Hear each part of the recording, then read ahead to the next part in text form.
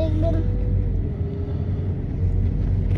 আর কোনো কিছু বলার দরকার নেই, আর কোনো কিছু বলার দরকার নয়।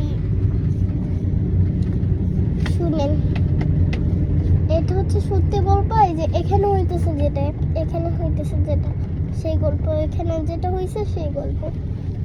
আম্মা মাত্র ঘুরতে গিয়ে আসলাম একটু আগে, মাত্র শাড়ি পরে আসলাম। মা শাড়ি পরছে, বাবা এটা পরছে, ভাইয়ের সামনে সেটা বসা। আমার এত গরম লাগতেছে। ওই দিক দিয়ে মশা, যখন আমরা এসি ছাড়ি মশাগুলো উপরে উঠে যায়। আর যখন আমরা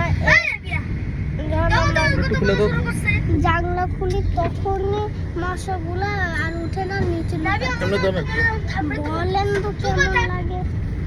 রাইয়া, তুমি কথা বলো কেন? দেখছো?